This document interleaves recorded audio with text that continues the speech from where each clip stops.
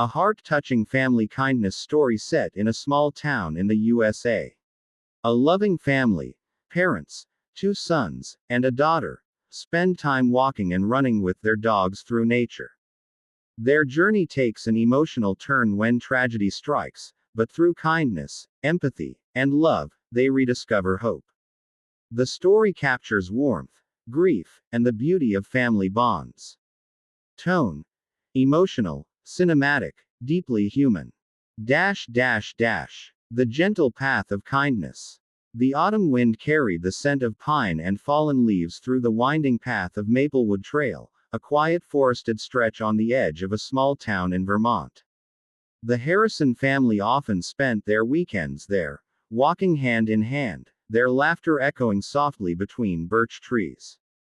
Emily and Mark Harrison led the way, fingers intertwined, while their three children, Ethan, 11, Lucy, 8, and Noah, 13, walked beside them, trying to keep their two large dogs from tangling their leashes. One was black as midnight, Bear, and the other a patchy mix of white and black, Shadow. To the world, they looked like an ordinary happy family.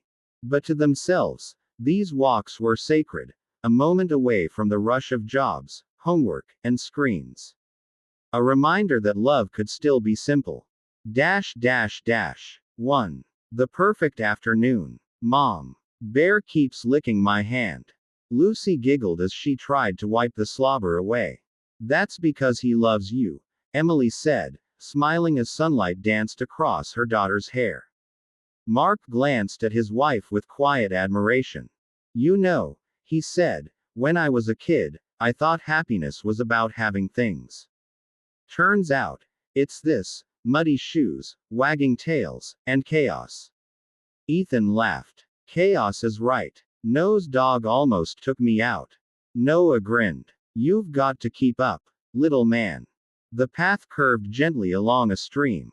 Yellow leaves swirled like tiny boats. Everything was perfect. So perfect that none of them could have imagined how fragile it all was. 2. The day everything changed. That winter came early. By November, Maplewood Trail was blanketed in white. One Sunday, while Mark cleared the driveway, Bear darted out through a half-open gate. Bear, come back. Lucy's voice trembled as she ran after him. The dog, excited by snow and freedom, bounded across the road, straight into the path of an oncoming truck. The sound still echoed in Emily's head for weeks. The vet said there was nothing they could do. Bear died that night, with Mark and Emily beside him. Lucy cried herself to sleep for days. Noah, the oldest, pretended to be strong but stopped smiling.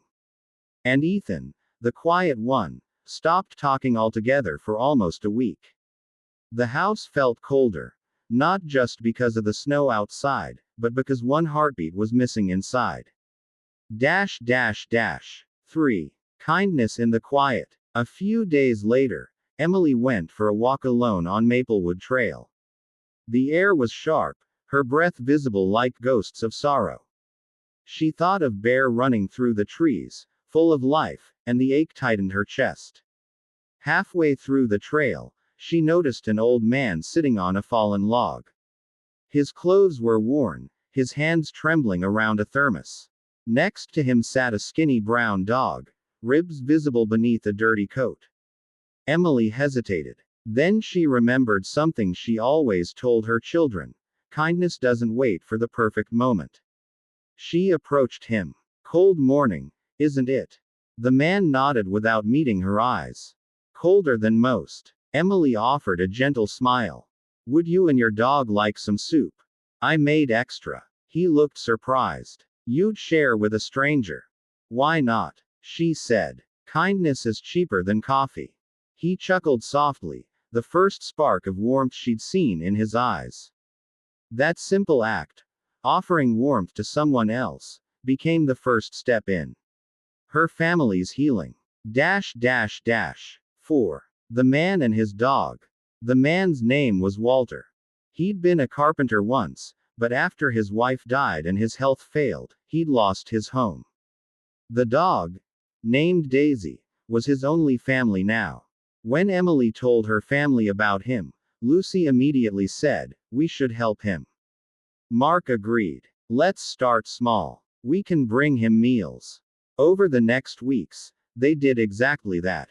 The Harrisons brought food, blankets, and sometimes just conversation.